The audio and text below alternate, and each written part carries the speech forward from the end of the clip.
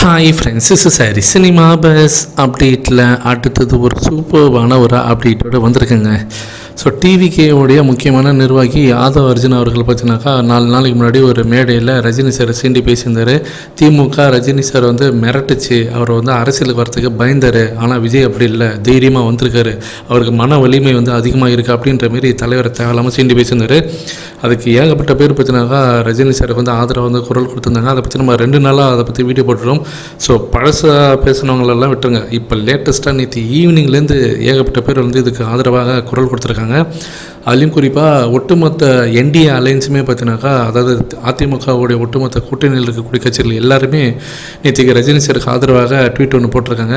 அதில் முதல் ஆளாக பார்த்தீங்கன்னாக்கா ஜிகே வாசன் அவர்கள் நேற்று ட்வீட் போட்டிருக்காரு. ஸோ பெருமை சேர்த்தவர் ரஜினி சார் அப்படின்னு சொல்லிட்டு தலைப்பில் பார்த்தீங்கன்னா அவர் பெரிய கண்டென்ட் டைப் அடித்து அவர் ட்விட்டர் பேரில் அவர் ட்வீட் போட்டிருக்காரு.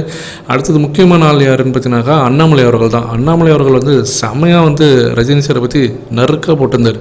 ஸோ ஆங்கிலத்தில் இல்லூஷன் சொல்லிட்டு ஒரு வார்த்தை இருக்குது, அதுக்கு ஒரு இன்னொன்று பேர் இருக்குது அப்படின்னு சொல்லிட்டு சூப்பராக பேசியிருந்தார்.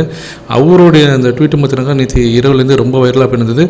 அடுத்தது மிக மிக ரொம்ப முக்கியமான யாருன்னு பார்த்தீங்கன்னாக்கா இபிஎஸ் அவர்கள் கண்டனம் தெரிவித்து அவரும் ட்வீட் போட்டிருந்தார்.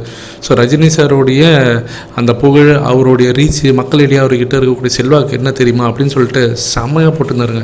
ஸோ இது ரொம்ப ரொம்ப வைரலாக போயிருக்கு இவரோட ட்வீட்டு. அது இல்லாமல் அவருடைய கூட்டணி கட்சி தலைவர் ஜான் பாண்டியன் அவர்களும் பார்த்தீங்கன்னா ரஜினி சாருக்கு ஆதரவாக நேற்று காலை ட்வீட் போட்டிருந்தார். ஒட்டுமொத்த தலைவர்களும் பார்த்தீங்கன்னாக்கா இந்திய கட்சியில் இருக்கக்கூடிய அனைத்து நபர்களுமே ரஜினி சாருக்கு நேற்றுக்கு ஆதரவாக ட்வீட் போட்டிருந்தாங்க. இன்னைக்கு காலையில் எஸ்பி வேலுமணி அவர்களும் பார்த்தீங்கன்னாக்கா அவரும் அவர் பங்குக்கு ட்வீட் போட்டு வச்சு செஞ்சிருந்தார் ஆதவ அர்ஜுனாவை.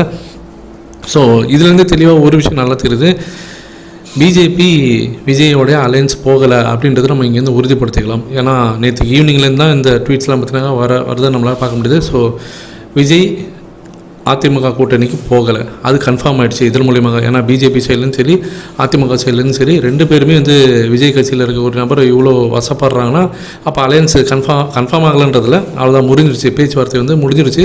ஸோ அலையன்ஸ் ஆகலை அப்படின்றது தெரிஞ்சு போச்சு. ஸோ இது இன்னொன்று விதமாக நான் எப்படி பார்க்குறேன்னாக்கா, எங்களுக்கு ரஜினி சாரோட ஆதரவு இருந்தால் போதும் என்டிஏ அலையன்ஸுக்கு. எங்கள் கூட்டணிக்கு ரஜினி சார் தான் தேவை, விஜய் தேவையில்லை. விஜயான்னு வரும்போது எங்களுக்கு ரஜினி தான் மெயினாக எங்களுக்கு தேவை, அவருடைய தொண்டர்கள் அவரோட ரசிகர் தான் எங்களுக்கு தேவை அப்படின்றத ரஜினி சாருக்கு அவங்க ப்ரிஃபரன்ஸ் கொடுத்துருக்காங்க அப்படின்றது நம்மளால் பார்க்க முடியுது. இதை பற்றி உங்களோட கருத்துக்கள் என்ன அப்படின்றத கீழே சொல்லுங்கள் ஃப்ரெண்ட்ஸ்.